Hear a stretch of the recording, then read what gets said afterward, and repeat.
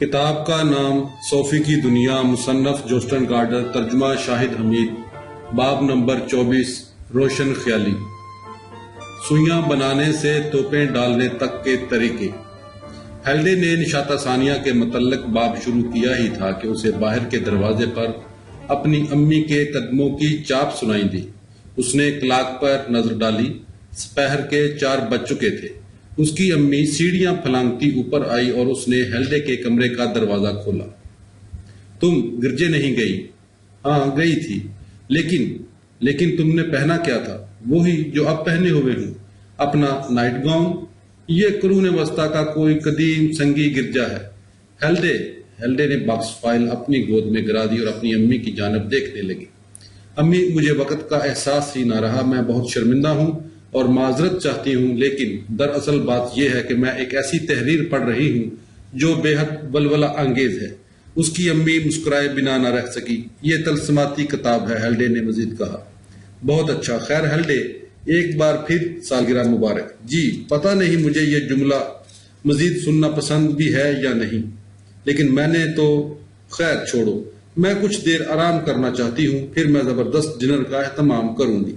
میں چند اسٹرابریاں ڈھونڈ لائی ہوں۔ بہت خوب، لیکن میں فی الحال اپنا وقت پڑھنے میں ہی صرف کروں گی۔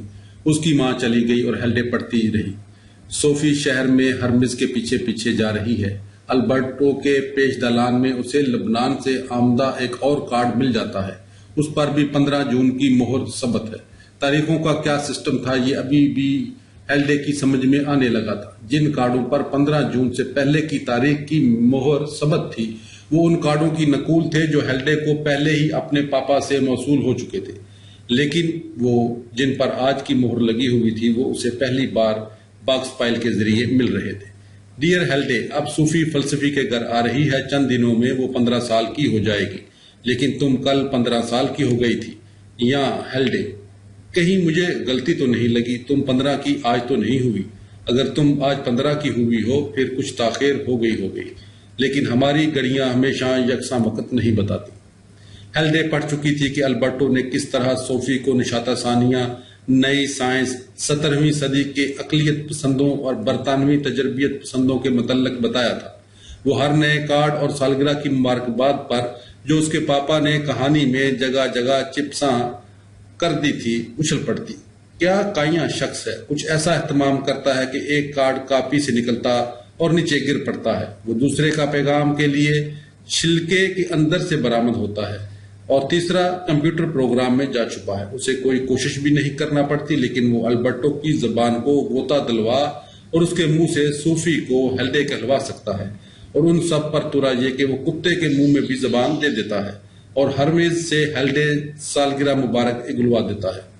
ہیلڈے کو البرٹو سے اتفاق تھا کہ اس کا پایا کچھ زیادہ ہی آگے نکل گیا ہے۔ ہیلڈے کو البرٹو سے اتفاق تھا کہ اس کا پاپا کچھ زیادہ ہی آگے نکل گیا ہے، کہ اپنا موازنہ خدا اور پروردگار سے کرنے لگا ہے، لیکن وہ صحیح معنوں میں فیصلہ نہیں کر پا رہی تھی کہ وہ متفق کس سے ہے، اپنے پاپا سے یا البرٹو سے۔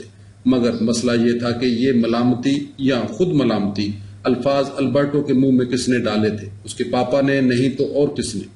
چنانچہ وہ اس نتیجے پر پہنچی کہ خدا کے ساتھ موازنہ اتنی بھی پاگلانہ حرکت نہیں تھی۔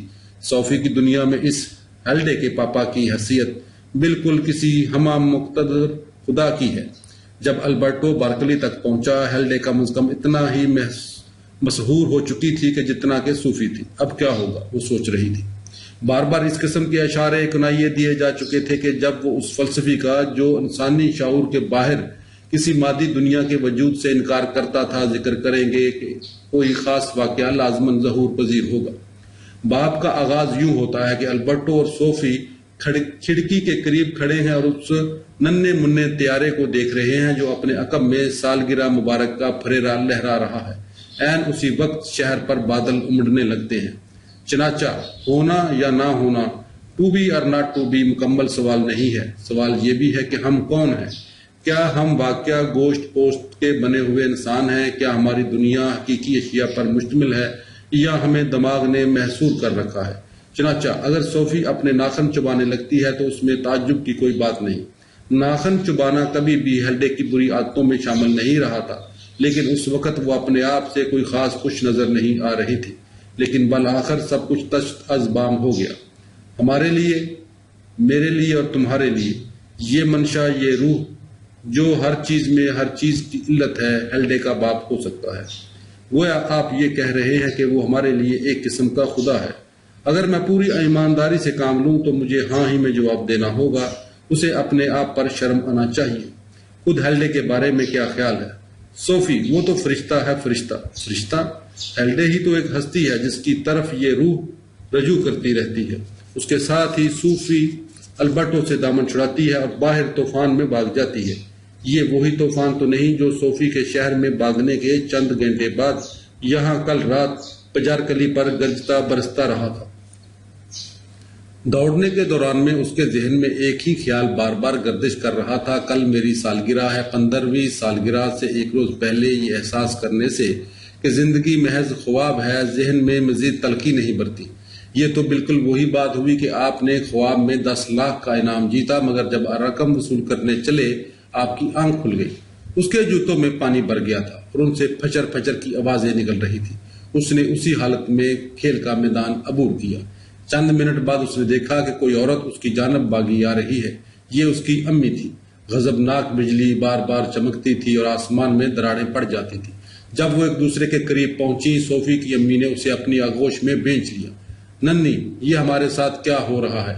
پتہ نہیں، صوفی کی سسکیاں نکل رہی تھی۔ معلوم ہوتا ہے کوئی بھیانک خواب ہے۔ ہیلڈے کو یوں لگا جیسے اس کے آنسو نکلا چاہتے ہوں۔ ہو نہ ہو یا نہ ہو، یہی تو مسئلہ ہے۔ اس نے باکس فائل پلنگ کی پائنتی کی طرف پٹک دی اور اٹھ کھڑی ہوئی۔ وہ فرش کے آر پار چکر کاٹنے لگی۔ آخر وہ پیتل کے آئینے کے سامنے کھڑی ہو گئی۔ وہ ابھی وہیں کھڑی تھی کہ اس کی امی اسے بتانے چلی آئی کہ ڈنر تیار ہو گیا ہے۔ جب ہیلڈے نے اس کے دروازے پر دستک سنی، اسے کچھ معلوم نہیں تھا کہ وہ کب سے وہاں کھڑی ہے، لیکن اسے یقین تھا، کامل یقین تھا کہ اس نے اپنے عکس کو دونوں آنکھیں مارتے دیکھا ہے۔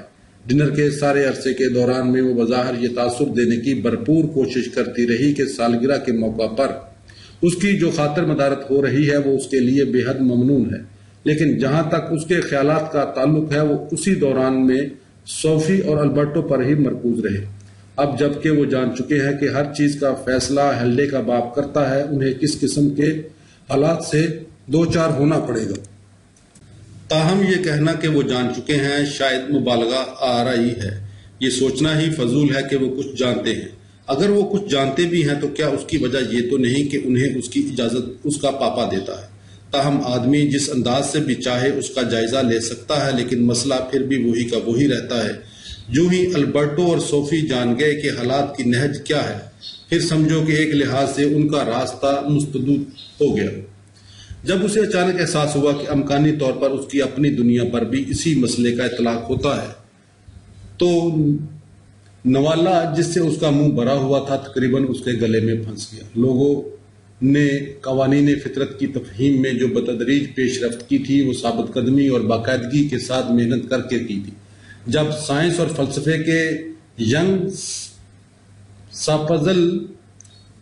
جگسا پزلز کی آخری گوٹ اپنے صحیح مقام پر جاگزی ہو جائے گی، کیا تاریخ اب تک اپنا سفر جاری رکھ سکے گی؟ ایک طرف تو خیالات اور سائنس کی ترقی منازل طے کرتے جا رہے ہیں اور دوسری طرف جنگلات کا صفایا ہو رہا ہے اور گرین ہاؤس ایفیکٹ اپنا رنگ دکھا رہا ہے۔ کیا ان دونوں باتوں میں کوئی تعلق نہیں؟ انسان پر علم حاصل کرنے کا جو بھوت سوار ہو گیا ہے، اسے اس کے خدا کے فضل سے محرومی کا باعث قرار دینا شاید اتنا بھی پاگلانہ بات نہیں۔ سوال اتنا بڑا اور ہیبتناک تھا کہ ہیلڈے نے اسے دوبارہ بلانے کی کوشش کرنے لگی۔ جب وہ اپنے پاپا کی سالگرہ کی کتاب مزید پڑھے گی تو وہ شاید زیادہ اچھی طرح سمجھ جائے گی۔ جب وہ آئس کریم اور اطالوی اسٹرابری ختم کر چکی تھی، اس کی امی ایک بار پھر سالگرہ مبارک گانے لگی۔ اب جو تم چاہو گی ہم وہی کریں گے، اس نے کہا۔ مجھے معلوم ہے آپ شاید یہی سمجھے کہ میرا دماغ چل گیا ہے، لیکن مجھے پاپا سے جو کتاب بطور تحفہ ملی ہے میں صرف اس کا مطالعہ کرنا چاہتی ہوں۔ خیر، اس وقت تک پڑھتی رہو جب تک وہ تمہیں بالکل ہی حزانی کیفیت میں مبتلا نہیں کر دیتے۔ اس کا کوئی امکان نہیں۔ آج ٹی وی پر جاسوسی ڈرامہ دکھایا جائے گا، ہم وہ بھی دیکھیں گے اور مل کر پیزا بھی کھائیں گے۔ کیا خیال ہے؟ جی، جیسے آپ کی مرضی۔ ہیلڈے کو اچانک صوفی کا اپنی امی کے ساتھ گفتگو کرنے کا انداز یاد آ گیا۔ ہیلڈے کو ذرا تشویش ہونے لگی، کہیں اس کے پاپا نے اس ہیلڈے کی امی کو دوسری ماں کے کردار میں تو نہیں ڈال دیا۔ اسے امید تو یہی تھی کہ ایسا نہیں ہوا ہوگا۔ تاہم اس بات کو یقینی بنانے کے لیے اس نے فیصلہ کر لیا کہ وہ خرگوش کے ٹاپ ہیڈ سے برآمد کیے جانے کا ذکر اپنی امی سے نہیں کرے گی، کم از کم آج تک بالکل نہیں۔ یوں ہی مجھے خیال آ گیا، اس نے میز سے اٹھتے ہوئے کہا، کیا مجھے اپنے یسوع کی تصویر والی طلائی سلیب کہیں نہیں مل رہی؟ اس کی امی نے اسے کچھ اس انداز سے دیکھا کہ معلوم نہیں ہو رہا تھا کہ وہ کیا کہے گی۔ کئی ہفتے ہوئے مجھے یہ گھاٹ کے قریب ملی تھی، تم نے ضرور اسے وہیں کہیں گرا دیا ہوگا، شریر گندی لڑکی۔ آپ نے پاپا سے اس کا ذکر کیا تھا؟ مجھے سوچنے دو۔ ہاں، میرا خیال ہے میں نے شاید کیا ہو۔ پھر یہ کہاں ہے؟ اس کی امی اٹھی اور اپنے زیورات کا ڈبہ لانے چلی گئی۔ ہیلڈے کو بیڈ روم سے حیرت کی ہلکی سی چیخ سنائی دی۔ وہ جھٹ پٹ واپس نشست گاہ میں آ گئی۔ فی الحال تو یہ مجھے کہیں نہیں مل رہی، میرا بھی یہی خیال تھا۔ اس نے اپنی امی سے معانقہ کیا اور اوپر کی منزل پر اپنے کمرے میں بھاگ گئی۔ آخرکار اب وہ صوفی اور البرٹو کے متعلق بلا مداخلت پڑھ سکتی تھی۔ وہ بستر پر بیٹھ گئی۔ اس نے پہلے کی طرح باکس فائل اپنے گھٹنوں پر رکھی اور اگلا باب پڑھنے لگی۔ اگلی صبح صوفی کی آنکھ تب کھلی جب اس کی امی سالگرہ کے ڈھیروں سے تحفے ٹرے پر سجائے اس کے کمرے میں آ چکی تھی۔ اس نے جنڈا سوڈے کی خالی بوتل میں اٹکا دیا تھا۔ صوفی سالگرہ مبارک۔ صوفی نیند کو بھگانے کے لیے اپنی آنکھیں ملنے لگی۔ اس نے یاد کرنے کی کوشش کی کہ گزشتہ رات کیا ہوا تھا، لیکن یہ سب کچھ ایسا تھا جیسے جگسا پزل کی تمام گوٹیں آپس میں غلط ملط ہو گئی ہوں۔ ایک گوٹ البرٹو تھا اور دوسری ہیلڈے اور میجر تھے، تیسری بارکلی اور چوتھی بجارکلی، لیکن ان سب میں سیاہ ترین گوٹ طوفان تھا۔ عملاً وہ صدمے کی حالت میں تھی۔ اس کی امی نے تولیے سے رگڑ رگڑ کر اس کا جسم سکھا دیا تھا اور گرم دودھ اور شہد کا پیالہ پلا کر اسے لشتم پشتم بستر پر لٹا دیا تھا۔ وہ فوراً ہی سو گئی تھی۔ میرا خیال ہے کہ میں ابھی تک زندہ ہوں، اس نے نحیف آواز سے کہا۔ زندہ؟ ہاں، تم بالکل زندہ ہو۔ آج تمہاری 15 سال کی ہو گئی ہو۔ آپ کو پکا یقین ہے؟ پکا یقین؟ بھلا ماں کو اتنا بھی معلوم نہیں ہوگا کہ اس کی اکلوتی بیٹی کب پیدا ہوئی تھی؟ 15 جون 1975 اور وقت 1:30 بجے۔ صوفی، یہ میری زندگی کا مسرور ترین لمحہ تھا۔ آپ کو یہ پکا یقین ہے کہ یہ سب کچھ محض خواب نہیں؟ تمہارا خواب اچھا ہی ہوگا۔ جب تم جاگی تمہارے سامنے رول اور سوڈا اور سالگرہ کے تحائف پڑے تھے۔ اس نے تحائف کی ٹرے کرسی پر رکھ دی اور 1 سیکنڈ کے لیے کمرے سے باہر نکل گئی۔ جب وہ واپس آئی اس کے ہاتھ میں ایک اور ٹرے تھی، اس پر سوڈا اور رول رکھے ہوئے تھے۔ یہ اس امر کا اشارہ تھا کہ سالگرہ کی صبح کی روایتی رسم شروع ہو گئی ہے۔ اب تحائف کھلیں گے اور اس کی امی اپنے تخیل کو بے لگام چھوڑ دے گی اور جذباتی انداز سے ان کے ابتدائی دردوں کا ذکر کرے گی جو 15 سال قبل اسے ہوئے تھے۔ اس کی امی کا تحفہ ٹینس ریکٹ تھا۔ صوفی نے ٹینس کبھی نہیں کھیلی تھی، لیکن کلوور کلوز سے چند منٹ کے فاصلے پر بغیر چھت کے چند ٹینس کورٹ تھے۔ اس کے باپ نے اسے منی ٹی وی اور FM ریڈیو بھیجا تھا۔ ٹی وی اسکرین عام فوٹو سے زیادہ بڑی نہیں تھی۔ بوڑھی پھوپھیوں، خالاؤں اور خاندان کے ملنے ملانے والوں نے بھی تحائف بھیجے تھے۔ کچھ دیر بعد اس کی امی نے کہا، میں آج کام پر نہیں جاتی، کیا خیال ہے؟ نہیں، آپ کیوں نہ جائیں؟ کل تم بے حد اکھڑی تھی۔ اگر یہ کیفیت برقرار رہی، میرا خیال ہے ہمیں نفسیاتی معالج سے ملاقات کا وقت لینا ہوگا۔ اس کی ضرورت پیش نہیں آئے گی۔ اس میں طوفان کا ہاتھ ہے یا البرٹو کا؟ اپنے بارے میں کیا خیال ہے؟ آپ نے کہا تھا ننھی یہ ہمارے ساتھ کیا ہو رہا ہے؟ میں تو صرف تمہارے بارے میں سوچ رہی تھی جو کسی پراسرار شخص سے ملنے بھاگ کر شہر چلی گئی تھی۔ شاید یہ میرا ہی قصور ہو۔ اگر میں اپنے فرصت کے اوقات میں فلسفے کا نصاب پڑھنے چلی جاتی ہوں تو اس میں قصور کسی کا بھی نہیں۔ آپ بس کام پر چلی جائیں، اسکول 10 بجے سے پہلے شروع نہیں ہوگا۔ آج ہمیں کام وام بھی کوئی خاص نہیں، بس نتیجہ سنایا جائے گا اور ہمیں وہاں محض بیٹھنا ہوگا۔ تمہیں معلوم ہے تمہیں کون سا گریڈ ملے گا، اور کچھ نہیں تو گزشتہ سمسٹر سے بہرحال بہتر ہوگا۔ اس کی امی کو گئے زیادہ دیر نہیں گزری تھی کہ ٹیلی فون کی گھنٹی بجنے لگی۔ صوفی امنڈسین، میں البرٹو ہوں۔ آخا، میجر نے رات کوئی کسر اٹھا نہیں رکھی۔ کیا مطلب ہے آپ کا؟ صوفی، طوفان؟ مجھے معلوم نہیں کیا سمجھوں؟ یہ تو سچے فلسفی کی بہترین خوبی ہے۔ صوفی، مجھے فخر ہے تم نے اتنی مختصر مدت میں اتنا کچھ سیکھ لیا۔ میں اس وقت خوف میں مبتلا ہوں کہ کچھ بھی حقیقی نہیں۔ اسے وجودی ہول اور یا دہشت کہا جاتا ہے، اور اصولاً یہ نئی آگاہی تک پہنچنے کے لیے راستے کی ایک منزل یا مرحلہ ہے۔ میرا خیال ہے مجھے نصاب کے مطالعے سے کچھ دن چھٹی کر لینا چاہیے۔ کیا اس وقت باغ میں اتنے زیادہ مینڈک اکٹھے ہو گئے ہیں؟ صوفی کی ہنسی چھوٹ گئی۔ البرٹو بولتا رہا، میرا خیال ہے ثابت قدمی سے ڈٹے رہنا ہی بہتر ہوگا۔ سرے راہ ہے، سالگرہ مبارک۔ ہمیں وسط گرما سے 1 روز پہلے تک نصاب ختم کرنا ہوگا۔ یہ ہمارا آخری موقع ہے۔ ہمارا کس بات کا آخری موقع؟ آرام سے تو بیٹھی ہو، ہمارا اس بات پر کچھ وقت صرف ہوگا، سمجھی؟ بیٹھی ہوں، دکارت یاد ہے، میں سوچتا ہوں چنانچہ میں موجود ہوں۔ جہاں تک ہماری اپنی ضابطہ تشکیل کا تعلق ہے، ہم فی الفور نقطہ صفر سے آغاز کر رہے ہیں۔ ہمیں اتنا بھی معلوم نہیں کہ ہم سوچتے ہیں، ہو سکتا ہے انجام کار ثابت یہی ہو کہ سوچی ہوئی باتیں ہم ہیں اور یہ سوچنے سے بالکل مختلف چیز ہے۔ ہمارے پاس یہ یقین کرنے کی معقول وجہ ہے کہ ہمیں ہیلڈے کے باپ نے اپنی بیٹی کے جو للے سین میں رہتی ہے یوم سالگرہ پر اسے تفریح بہم پہنچانے کے لیے گڑ لیا ہو، سمجھی؟ جی، لیکن اس کے اندر خود اس کا اپنا تضاد بھی موجود ہے۔ اگر ہم فرضی ہیں پھر کہیں کسی چیز پر یقین کرنے کا قطعاً کوئی حق حاصل نہیں۔ اس صورت میں ٹیلی فون پر یہ ساری گفتگو محض تخیل کی پرواز ہو سکتی ہے اور ہم آزاد منشا کی رمق بھی موجود نہیں، کیونکہ ہر بات جو ہم کرتے ہیں یا کہتے ہیں اس کی منصوبہ بندی تو میجر کرتا ہے۔ چنانچہ اگر ہم ٹیلی فون بند کر دیں تو اس سے کوئی فرق نہیں پڑے گا۔ نہیں، تم معاملہ اتنا سہل اور زود فہم بنا رہی ہو کہ اصل بات قطر بود ہو گئی ہے۔ پھر وضاحت کر، کیا تم یہ دعویٰ کر سکتی ہو کہ لوگ ہر اس چیز کی جس کا وہ خواب دیکھتے ہیں منصوبہ بندی کرتے ہیں؟ ممکن ہے کہ ہیلڈے کے باپ کو ہر اس بات کا علم ہو جو ہم کرتے ہیں۔ جس طرح تم اپنے سائے سے نہیں بھاگ سکتی، اس طرح عین ممکن ہے ہم اس کے علم کلی کی ذات سے نہ بچ سکیں۔ تاہم اور یہی وہ مقام ہے جہاں میں نے اپنا منصوبہ بنانا شروع کر دیا ہے۔ یہ یقین سے نہیں کہا جا سکتا کہ آئندہ جو کچھ ہونے والا ہے میجر اس کے متعلق پہلے ہی فیصلہ کر چکا ہے۔ عین ممکن ہے کہ وہ آخری منٹ سے پہلے، یعنی جب تک اس پر تخلیق کا عالم طاری نہیں ہوتا، کوئی فیصلہ نہ کرے۔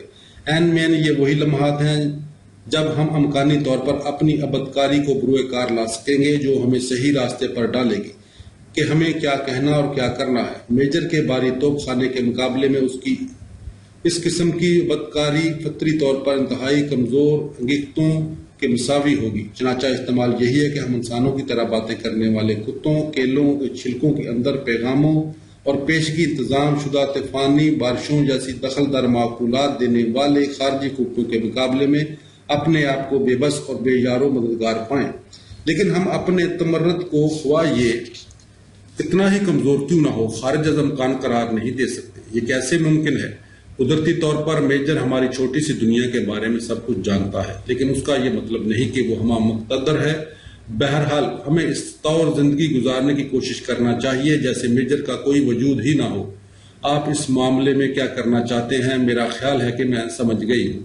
ترکیب یہ ہوگی کہ ہم اپنی مرضی سے کچھ کرنے کا اہتمام کریں، لیکن جو کچھ بھی کرے میجر خواہ کتنے ہی ہاتھ پاؤں مارے اسے اس کی بھنک تک نہ مل سکے۔ اگر ہمارا کوئی وجود ہی نہیں ہے پھر ہم یہ کام کیسے کر سکیں گے؟ کون کہتا ہے کہ ہمارا کوئی وجود نہیں؟ مسئلہ یہ نہیں آیا ہم موجود ہیں یا نہیں، بلکہ یہ ہے کہ ہم کیا ہیں اور ہم کون ہیں۔ اگر یہ ثابت ہو بھی جائے کہ ہم میجر کی دوہری شخصیت کی محض انگیختے ہیں، اس سے لازماً یہ مطلب نہیں نکلتا کہ ہمیں تھوڑی بہت جو زندگی ملی ہے وہ بھی ہم سے چھین لی جائے یا ہمارا آزاد منشا۔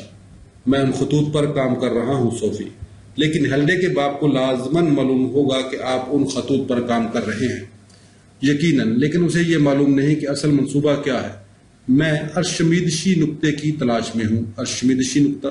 ارشمیدشی یونانی سائنسدان تھا۔ اس نے کہا تھا مجھے کوئی مستحکم نقطہ دے دو جس پر میں کھڑا ہو سکوں اور میں ساری دنیا کو گھما دوں گا۔ اسی قسم کا نقطہ ہمیں تلاش کرنا ہوگا تاکہ ہم اپنے آپ کو میجر کی داخلی کائنات سے باہر نکال سکیں۔ یہ تو بڑا زبردست کارنامہ ہوگا، لیکن جب تک ہم فلسفے کا نصاب ختم نہ کر لیں ہم کھسکنے کا اہتمام نہیں کریں گے۔ جب تک یہ جاری ہے میجر کی ہم پر کچھ زیادہ ہی مضبوط گرفت رہے گی۔ صاف معلوم ہوتا ہے کہ اس نے فیصلہ کر لیا ہے کہ میں صدیوں میں تمہاری رہنمائی کرتا تمہیں عین اپنے زمانے تک پہنچا دوں، مگر اس کے مشرق وسطی کے کسی مقام سے ہوائی جہاز میں سوار ہونے سے پہلے ہمارے پاس صرف چند دن باقی رہ گئے ہیں۔ اگر ہم اس کے بجارکلی پہنچنے سے پہلے اپنے آپ کو اس کے سریش کی طرح چمٹنے والے تخیل سے آزاد نہ کرا سکے پھر سمجھو کہ ہمارا بیڑا غرق ہو گیا۔ آپ مجھے ڈرا رہے ہیں۔ سب سے پہلے میں تمہیں فرانسیسی روشن خیالی کے متعلق اہم ترین حقائق بتاؤں گا، اس کے بعد ہم کانٹ کے فلسفے کے بڑے بڑے نکات کا ذکر کریں گے تاکہ ہم رومانیت کی تحریک تک پہنچ سکیں۔ ہیگل بھی ہمارے لیے اس منظر کا اہم جزو ہوگا۔ جب ہم اس کا ذکر کریں گے تو ہمیں لا محالہ ہیگلی فلسفے کے ساتھ کی گارڈ کے پرتعیش تصادم کو بھی پیش نظر رکھنا ہوگا. ہم کچھ گفتگو اگرچہ مختصر ہی صحیح مارکس، ڈارون اور فرائڈ کے متعلق بھی کریں گے، اور اگر ہو سکا تو ہم عین آخری لمحات میں سارتر اور وجودیت کو بھی زیر بحث لائیں گے. پھر ہم اپنے منصوبے پر عمل کر سکیں گے. ایک ہفتے میں اتنا کچھ میرے تو سن کر ہی ہاتھ پاؤں پھولنے لگے ہیں. یہی وجہ ہے کہ ہمیں فوراً شروع ہو جانا چاہیے. کیا تم ابھی اور اسی وقت آ سکتی ہو؟ مجھے اسکول جانا ہے. آج ہماری کلاس کی پارٹی ہے، پھر ہمارا نتیجہ بھی سنایا جانا ہے. چھوڑو اسے. اگر ہم محض فرضی ہیں پھر یہ سمجھنا کہ بسکٹوں اور سوڈے کا کوئی ذائقہ ہوتا ہے محض تخیلی بات ہوگی. لیکن میرے گریٹ صوفی، یا تو تم اربوں کہکشاؤں میں سے کسی ایک کہکشاں کے کسی ننھے منھے سیارے پر حیرت انگیز کائنات میں رہ رہی ہو، اور یا پھر تم میجر کے دماغ کی چند برقی مقناطیسی انگیختوں کا نتیجہ ہو. اس پر بھی تم گریڈوں کی بات کر رہی ہو. تمہیں اپنے آپ پر شرم آنی چاہیے. میں شرمندہ ہوں، لیکن بہتر یہی ہے کہ ہماری ملاقات ہونے سے پہلے تم اسکول چلی آؤ. اور اگر تم اپنی پڑھائی کے آخری دن اسکول سے غیر حاضر رہیں تو اس کا ہیلڈے پر برا اثر پڑے گا. وہ غالباً اپنی سالگرہ کے روز بھی اسکول جاتی ہے. تمہیں معلوم ہے کہ وہ تو فرشتہ ہے. تو پھر میں اسکول سے سیدھی آپ کی طرف چلی ہوں. نہیں، ہماری میجر کی کٹیا میں ملاقات ہو سکتی ہے. میجر کی کٹیا؟ ہاں. ہیلڈے نے باکس فائل اپنی گود میں پھسلنے دی. اس کے باپ نے اس کے ضمیر کو کچوکا لگایا اور یوں اس کا مذاق اڑایا. وہ واقعہ پڑھائی کے آخری دن اسکول نہیں گئی تھی. وہ بڑے گنے ہیں، یوں چھپ چھپ کر کنسویاں لیتے رہتے ہیں. وہ کچھ دیر بیٹھی سوچتی رہی کہ البرٹو کس قسم کا منصوبہ بنا رہا ہے. کیا اسے آخری صفحے پر دیدہ نگاہ ڈال لینا چاہیے؟ نہیں، یہ دھوکے بازی ہوگی. بہتر یہی ہے کہ وہ جلدی جلدی اختتام تک سب کچھ پڑھ ڈالے. وہ قائل ہو چکی تھی کہ البرٹو ایک اہم نقطے میں صحیح تھا. ایک بات تو یہ ہے کہ البرٹو اور صوفی پر کیا بیتنے والا ہے. اس کے باپ کو اس کے خط و خال کا اچھا خاصا اندازہ ہے، لیکن جب وہ لکھ رہے تھے انہیں غالباً ہر اس چیز کا علم نہیں تھا جو وقوع پذیر ہوتا ہے. ہو سکتا ہے انہوں نے کوئی چیز عجلت میں گھسیٹ دی ہو، کوئی ایسی چیز جس کا اندازہ انہیں اس وقت تک نہیں ہو سکے گا جب تک اسے قلم بند کیے کافی مدت نہ گزر جائے. اس قسم کی صورتحال میں صوفی اور البرٹو کو کسی حد تک خیال و عمل کی آزادی دستیاب ہو سکتی ہے. ہیلڈے کو ایک بار پھر تقریباً اس قسم کا یقین ہونے لگا جو کسی چیز کو اس حد تک منقلب کر دیتا ہے کہ وہ اصل سے بڑھ کر حسین و پرشکوہ نظر آنے لگتی ہے. اور اس کا یقین یہ تھا کہ البرٹو اور صوفی فرضی مخلوق نہیں بلکہ حقیقتاً موجود ہیں. جو سمندر بظاہر بڑے پرسکون نظر آتے ہیں بابطن ان میں بڑے طوفان پوشیدہ ہوتے ہیں. اس نے سوچا. اس کے ذہن میں یہ خیال کیوں آیا؟ یہ یقیناً کوئی ایسا خیال نہیں تھا جو سطح آب پر ہلکا سا تموج بھی برپا کر سکے. اسکول میں صوفی کو بے پناہ توجہ ملی کیونکہ یہ اس کا یوم ولادت تھا. پڑھائی کے آخری روز اس کے ہم جماعت پہلے ہی گرمیوں کی چھٹیوں، امتحانی نتائج میں حاصل ہونے والے گریڈوں اور سوڈے کی بوتلوں کے تصور سے باولے ہوئے جا رہے تھے. یوں ہی استاد نے اپنی ان نیک تمناؤں کے ساتھ ان کی چھٹیاں پر لطف گزریں. کلاس کو چھٹی دی. صوفی بگٹٹ گھر کی طرف بھاگ پڑی. جوانا نے اسے اپنی رفتار دھیمی کرنے کے لیے کہا بھی، لیکن صوفی نے اس کی سنی انسنی کر دی اور اپنے کندھے کے اوپر سے اپنی عقبی جانب دیکھتے ہوئے صرف اتنا کہا، مجھے بے حد ضروری کام ہے. جب وہ گھر پہنچی اسے ڈاک ڈبے میں لبنان سے آمدہ 2 کارڈ ملے. دونوں ہی سالگرہ کے کارڈ تھے اور ان پر تحریر تھا سالگرہ مبارک 15 سال. ان میں سے ایک کارڈ ہیلڈے مولر کیننگ کے نام تھا اور اس پر پتہ بتوسط صوفی منڈسن تھا، لیکن دوسرا کارڈ خود صوفی کے لیے تھا. دونوں کارڈوں پر مہر ثبت تھی UN بٹالین 15 جون. صوفی نے اپنا کارڈ پڑھا. ڈیئر صوفی منڈسن، آج تمہیں بھی کارڈ مل رہا ہے. صوفی، سالگرہ مبارک. اور ہاں، تم نے ہیلڈے کے لیے جو کچھ کیا ہے اس کا بہت بہت شکریہ. نیک تمناؤں کے ساتھ، میجر البرٹ کیننگ. اب جبکہ ہیلڈے کے باپ نے آخرکار صوفی کو بھی کارڈ بھیج دیا تھا، اس کی سمجھ میں نہیں آ رہا تھا وہ کیا رد عمل ظاہر کرے. ہیلڈے کے کارڈ کی عبارت یہ تھی: ڈیئر ہیلڈے، مجھے کچھ اندازہ نہیں کہ اس وقت لیلے سینڈ میں کون سی تاریخ یا کیا وقت ہے، لیکن جیسا کہ میں لکھ چکا ہوں اس سے کوئی فرق نہیں پڑتا. اگر میں تمہیں اچھی طرح سمجھتا ہوں تو میرا خیال ہے میں تمہیں جو آخری سے پہلی مبارکباد بھیج رہا ہوں وہ بے شک تاخیر سے ملے. تم اس کا برا نہیں مناؤ گی، مگر تمہیں انتظار میں بہت دیر تک جاگنے کی ضرورت نہیں. البرٹو تمہیں بہت جلد فرانسیسی روشن خیالی کے متعلق بتائے گا. وہ 7 نکات پر اپنی توجہ مرکوز رکھے گا. وہ نکات مندرجہ ذیل ہیں: 1. حیت اقتدار کی مخالفت. 2. اقلیت پسندی، 3 روشن خیالی کی تحریک، 4 ثقافتی رجحانات، 5 فطرت کی طرف دوبارہ رجوع، 6 فطری مذہب، 7 انسانی حقوق۔ بظاہر میجر ابھی تک ان کی سخت نگرانی کر رہا تھا۔ صوفی نے دروازہ کھولا، اندر داخل ہوئی اور اس نے اپنا رزلٹ کارڈ جس پر سب مضامین میں A درج تھا باورچی خانے کی میز پر رکھ دیا۔ پھر وہ باہر نکلی، اس نے رینگ کر باڑ پار کی اور جنگل میں بھاگنے لگی۔ وہ ایک بار پھر ننھی جھیل پر کشتی کھہ رہی تھی۔ جب وہ کٹیا کے قریب پہنچی، البرٹو چوکھٹ پر بیٹھا تھا۔ اس نے اسے بھی اپنے قریب بیٹھنے کی دعوت دی۔ اگرچہ جھیل سے مرطوب اور ناخوشگوار طور پر سرد ہوا کے دوش پر ہلکی ہلکی دھند آ رہی تھی، موسم خاصا سہانا تھا۔ کچھ یوں محسوس ہو رہا تھا جیسے وہ ابھی تک گزشتہ شام کے طوفان کے اثرات سے پوری طرح سنبھل نہیں سکا۔ ہمیں فوراً ہی سے شروع ہو جانا چاہیے، البرٹو نے کہا۔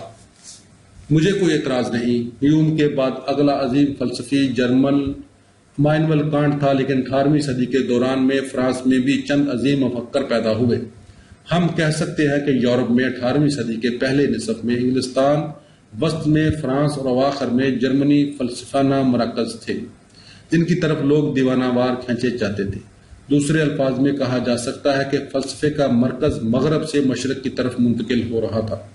بالکل صحیح۔ فرانس کے متعدد روشن خیال فلسفیوں کے جو خیالات مشترک تھے، میں ان کے چیدہ چیدہ نکات پیش کرتا ہوں۔ ان میں سے اہم ترین نام والٹیر، روسو اور مونتسکیو کے تھے، لیکن ان کے علاوہ اور بھی بہت سے لوگ تھے۔ میں اپنی توجہ 7 نکات پر مرکوز رکھوں گا۔ مجھے کہتے دکھ تو ہو رہا ہے، لیکن میں ان سے آگاہ ہوں۔ صوفی نے اسے ہیلڈے کے باپ کا کارڈ تھما دیا۔ البرٹو کی آہ نکل گئی۔ وہ یہ تکلیف نہ ہی اٹھاتا تو خیر، اولین کلیدی الفاظ حیت اقتدار کی مخالفت ہیں۔ فرانس کے متعدد روشن خیال فلسفی انگلستان آتے جاتے رہتے تھے، جو کئی لحاظ سے ان کے اپنے وطن سے کہیں زیادہ لبرل، حریت پسند اور وسیع القلب تھا۔ یہ فرانسیسی انگلستان کے طبعی علوم، بالخصوص نیوٹن اور اس کے آفاقی فزکس میں بڑی دلچسپی اور تجسس کا اظہار کرتے تھے، لیکن وہ اپنے آپ کو طبعی علوم تک ہی محدود نہیں رکھتے تھے۔ وہ برطانوی فلسفے، بالخصوص لوک اور اس کے سیاسی فلسفے سے بھی فیضان حاصل کرتے تھے۔ جب وہ واپس فرانس جاتے، وہ اپنی پرانی حیت اقتدار کی اور بھی شدت سے مخالفت کرنے لگتے۔ وہ سمجھتے تھے کہ مقتدمین جن چیزوں کو صداقتی تصور کرتے تھے اور جو 18ویں صدی کے لوگوں کو ورثے میں منتقل ہوئی تھی، ان کے متعلق تشکیک پسند رویہ اختیار کرنا ہی بہتر ہے۔ مقصد فرد کو باور کرانا تھا کہ وہ ہر سوال کا جواب خود تلاش کرے۔ اس ضمن میں دیکارت کی روایت بڑی فیضان بخش تھی، کیونکہ یہ وہ شخص تھا جس نے ہر چیز کی تعمیر بنیاد سے کی تھی۔ بالکل ٹھیک۔ جس حیت اقتدار کی مخالفت کی جا رہی تھی، اس میں کلیسا، بادشاہ اور امرا سبھی شامل تھے۔ 18ویں صدی میں انگلستان کے مقابلے میں فرانس کے ان اداروں کے پاس کہیں زیادہ اختیارات تھے۔ پھر فرانس میں انقلاب برپا ہو گیا۔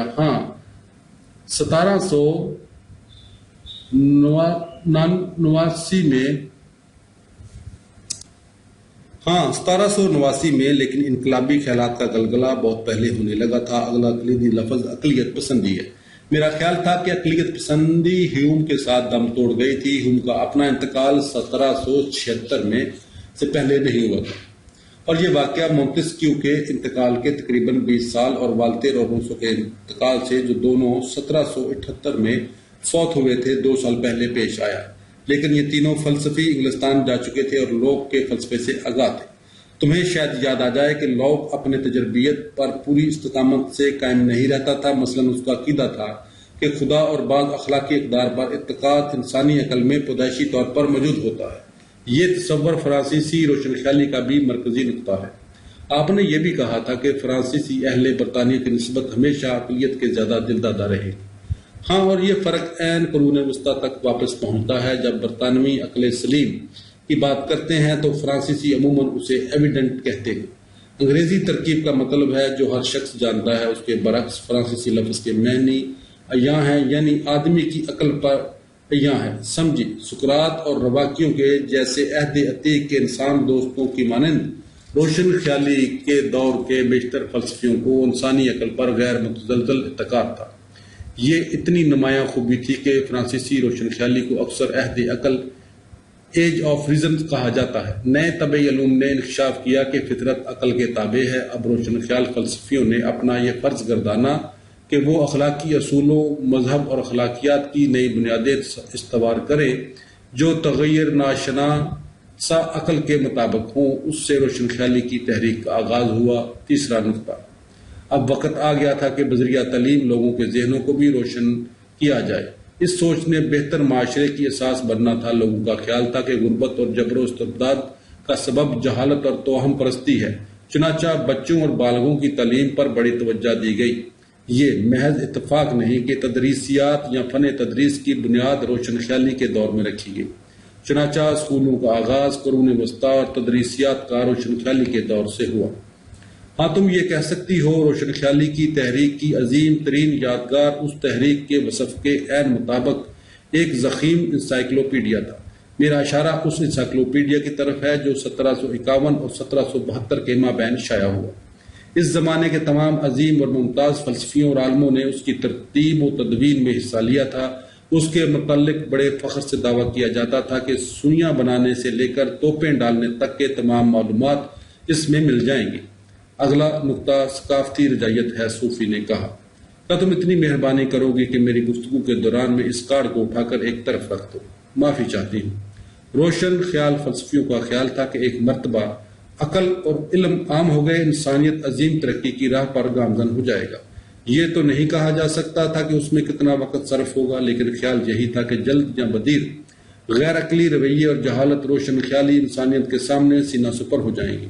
موجودہ صدی کی صرف 2 دہائیاں قبل تک مغربی یورپ میں اسی تصور کو غلبہ حاصل رہا، لیکن آج ہم کچھ وثوق سے نہیں کہہ سکتے کہ تمام ترقیاں بلائی کی حامل ہوتی ہیں۔ لیکن فرانس کے روشن خیالی کے دور کے فلسفیوں نے پہلے ہی تہذیب پر اس قسم کی تنقید شروع کر دی تھی۔ شاید ہمیں ان کی بات پر دھیان دینا چاہیے تھا۔ بعض لوگوں کا نیا نعرہ واپس فطرت کی طرف تھا، لیکن روشن خیال فلسفیوں کے نزدیک فطرت اور عقل تقریباً ہم معنی الفاظ تھے، کیونکہ ہم وہ سمجھتے تھے کہ عقل مذہب یا تہذیب کا نہیں بلکہ فطرت کا عطیہ ہے۔ کیا یہ کہا جانے لگا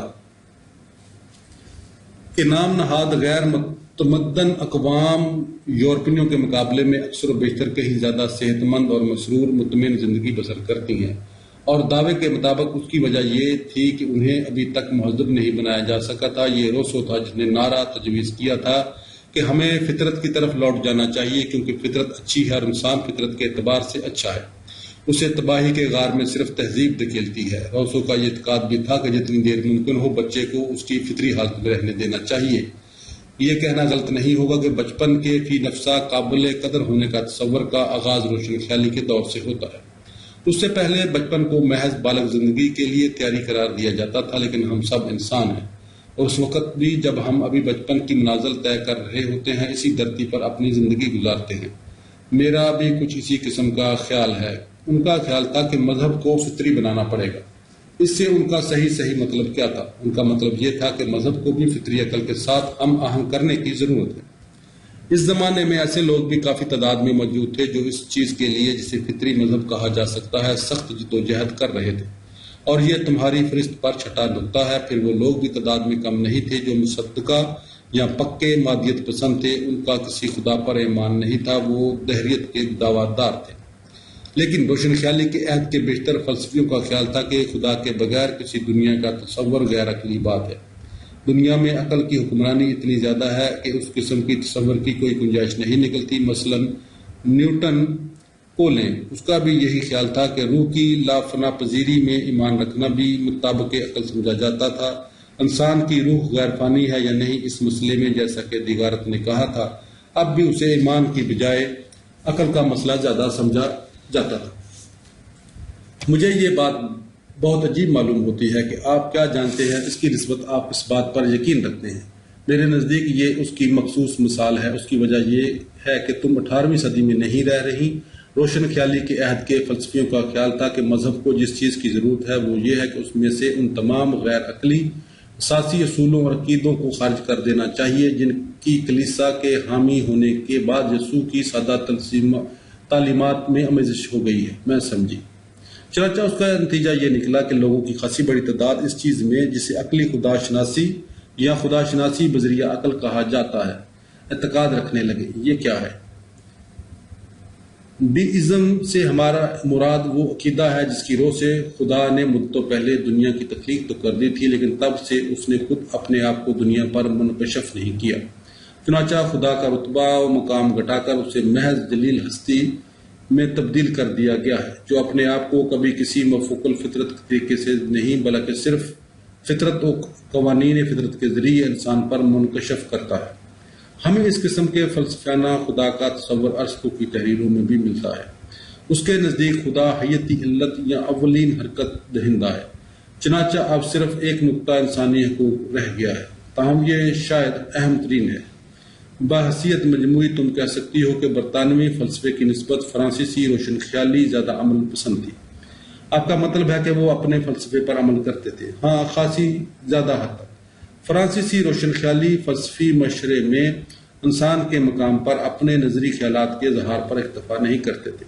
وہ فعال طریقے سے اس چیز کے لیے جسے وہ شہری کے فطری حقوق کہتے تھے پر زور جدوجہد کرتے تھے۔ اس جدوجہد نے شروع میں سنسرشپ کے خلاف اخبارات کی آزادی کے حق میں مہم کی صورت اختیار کی، لیکن بات محض اتنی نہیں تھی بلکہ مذہب، اخلاقیات اور سیاسیات کے امور میں بھی فرد کی فکر و اظہار کی آزادی بھی حاصل کی جانا تھی۔ انہوں نے غلامی کی تنسیخ اور مجرموں کے ساتھ بہتر انسانی سلوک کے حق میں بھی آواز اٹھائی اور عملی جدوجہد کی۔ میرا خیال ہے کہ میں ان میں سے بیشتر باتوں کے ساتھ متفق ہوں۔ ہرمت فرد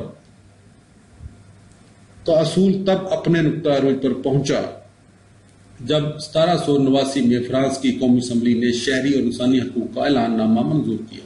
انسانی حقوق کا یہ اعلان نامہ ہمارے اپنے ناروے کے آئین 1814 کی اساس پر، لیکن بے شمار لوگوں کو ابھی تک اپنے حقوق کی خاطر جدوجہد کرنا پڑ رہی ہے۔ ہاں، بدقسمتی سے لیکن روشن خیالی کے عہد کے فلسفی بعض ایسے حقوق متعین کر دینا چاہتے تھے جن کا انسان محض اس لیے مستحق ٹھہرتا ہے کیونکہ وہ اس دنیا میں پیدا ہوا ہے۔ جب وہ فطری قوانین کا ذکر کرتے ہیں ان کا مقصد یہی ہوتا تھا۔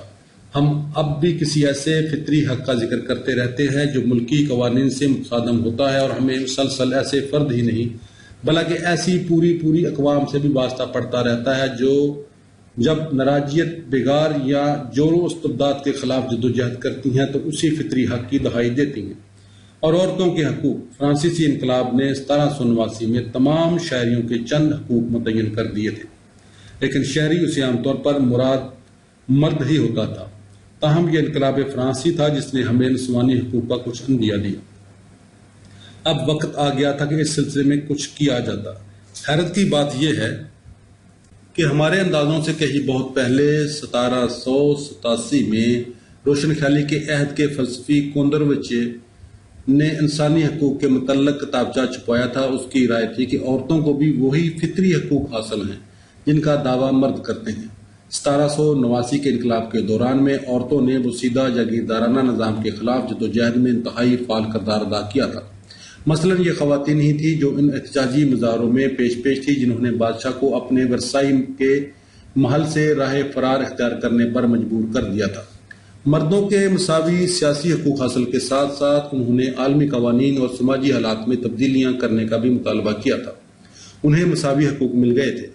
نہیں، جیسا کہ بعد ازاں متعدد مواقع پر ہوا، جدوجہد کی گرما گرمی میں نسوانی حقوق کے مسئلے کو ناجائز انداز سے استعمال کیا گیا۔ چنانچہ جو ہی انقلاب فرانس کے بعد حالات نئی حکومت کے قابو میں آئے، نسوانی حقوق کا مسئلہ پس پشت ڈال دیا گیا اور مردوں کا بالادست پرانا معاشرہ پھر بحال ہو گیا۔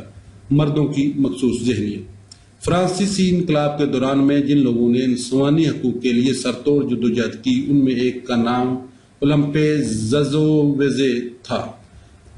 انقلاب کے 2 سال بعد 1751 میں اس خاتون نے نسوانی حقوق کے متعلق ایک اعلان نامہ شائع کرایا۔ شہری کے حقوق کے سلسلے میں فرانس کی قومی اسمبلی نے جو اعلان نامہ منظور کیا تھا اس میں خواتین کے حقوق کے متعلق کوئی شک شامل نہیں تھی۔ اب اولمپے وزے نے عورتوں کے لیے بھی انہی حقوق کا مطالعہ کیا جو مردوں کو حاصل ہو چکا تھا۔ پھر کیا ہوا؟ 1793 میں اس کا سر قلم کر دیا گیا اور عورتوں کے لیے تمام سیاسی سرگرمیاں ممنوع قرار دے دی گئی۔ کتنی شرم کی بات ہے۔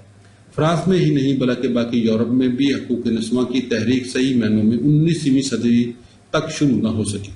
تاہم آہستہ آہستہ یہ تحریک برگ و بار لانے لگی۔ مثلاً ناروے میں عورتوں کو کہیں 1913 میں رائے دہی کا حق مل سکا اور دنیا کے کئی خطوں میں انہیں ابھی تک اپنے حقوق کے حصول کے لیے سخت جدوجہد کرنا پڑ رہی ہے، وہ میری حمایت پر انحصار کر سکتی ہیں۔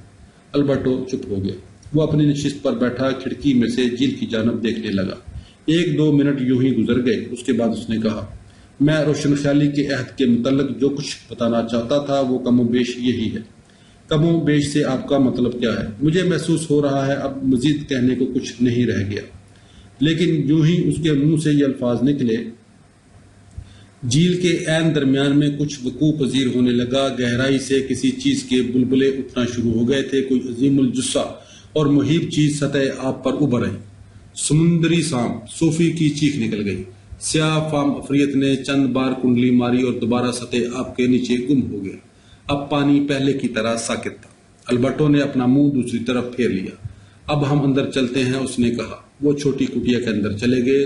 صوفی رک گئی اور بارکلی اور بجارکلی کی تصویریں دیکھنے لگی۔ پھر اس نے بجارکلی کی تصویر کی طرف اشارہ کیا اور کہا، میرا خیال ہے کہ ہیلڈے اس تصویر کے اندر کہیں رہتی ہے۔ اب دونوں تصویروں کے مابین پارچہ لٹک رہا تھا، اس پر کشیدہ کاری سے کچھ لکھا ہوا تھا۔ صوفی نے اسے پڑھا، حریت، مساوات اور اخوت۔ پھر وہ البرٹو کی طرف متوجہ ہوئی۔ یہ آپ نے یہاں لٹکایا تھا؟ البرٹو نے انکار میں محض سر ہلا دیا۔ اس کے چہرے پر بے چارگی جھلک رہی تھی۔ اتنے میں صوفی کی نظر ایک چھوٹے سے لفافے پر پڑی۔ یہ مینٹل پیس پر پڑا تھا، ہیلڈے اور صوفی کے لیے۔ اس پر تحریر تھا۔ صوفی فوراً سمجھ گئی کہ یہ کہاں سے آیا ہوگا، لیکن اب واقعات نے نیا موڑ لے لیا تھا کہ وہ اس پر انحصار کرنے لگا تھا۔ صوفی نے خط کھولا اور بآواز بلند پڑھنے لگی، دونوں پیاری بچیوں، جن اصولوں اور آدرشوں کی خاطر اقوام متحدہ کی بنیاد رکھی گئی تھی، ان میں فرانسیسی روشن خیالی کی جو اہمیت ہے، صوفی کے فلسفے کے استاد کو اسے اجاگر کرنا چاہیے تھا۔ 200 سال قبل حریت، مساوات اور اخوت کے نعرے نے فرانسیسی قوم کو متحد کرنے میں مدد دی تھی۔ اب انہی الفاظ کو دنیا کو متحد کر دینا چاہیے۔ انسانوں کو ایک خاندان میں پرونے کی جتنی آج ضرورت ہے، پہلے کبھی نہیں تھی۔ ہمارے خلاف ہمارے اپنے بچے اور ہمارے بچوں کے بچے ہیں، انہیں ہم سے کسی قسم کی دنیا ورثے میں ملے گی۔ ہیلڈے کی امی نیچے سے آوازیں دے رہی تھی، جاسوسی ڈرامہ 10 منٹ میں شروع ہوا چاہتا ہے، اور یہ کہ اس نے پیزا اوون میں رکھ دیا ہے۔ ہیلڈے نے اب تک جتنا کچھ پڑھا تھا اس نے اسے بالکل نڈھال کر دیا تھا۔ وہ صبح کے 6 بجے سے جاگ رہی تھی۔ اس نے اپنی سالگرہ کی بقیہ شام اپنی امی کے ساتھ منانے کا فیصلہ کر لیا، لیکن پہلے اسے انسائکلوپیڈیا میں کچھ دیکھنا تھا۔ زوزے نہیں ہے، دزوزے یہ بھی نہیں ہے، اولمپے دزوزے، جس عورت نے اپنے سیاسی پیمان کی خاطر اپنا سر کٹوا لیا تھا۔ انسائکلوپیڈیا میں اس کے متعلق ایک لفظ بھی نہیں۔ کتنی شرم کی بات ہے۔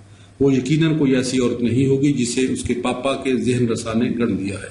وہ سیڑھیاں پھلانگتی نیچے چلی گئی۔ امی 1 منٹ، مجھے بس ایک چیز دیکھنا ہے، اس نے اپنی حیرت زدہ ماں سے کہا۔ اس نے بڑے انسائکلوپیڈیا کی وہ جلد نکالی جس میں فار وی سے جی پی تک کے حروف سے شروع ہونے والے عنوانات درج تھے، اور دوبارہ اپنے کمرے میں بھاگ گئی۔ زوزے وہ رہی، زوزے ماری اولمپے، 1748 تا 1793، فرانسیسی مصنفہ۔ اس نے سماجی مسائل کے متعلق متعدد کتابچے اور ڈرامے تحریر کیے اور یوں فرانسیسی انقلاب کی راہ ہموار کرنے والوں میں شامل ہوئی۔ اس کا شمار ان محدود چند اشخاص میں ہوتا ہے جنہوں نے انقلاب کے دوران میں خواتین پر انسانی حقوق کے اطلاق کرانے کی مہم چلائی۔ اس نے 1792 میں انسانی حقوق کا اعلان نامہ چھپوایا۔ 1793 میں لوئی شانزدہم کا دفاع کرنے کی جرت کھانے اور غوبس پیٹر کی مخالفت کرنے کی پاداش میں اس کا سر قلم کر دیا گیا۔ جاری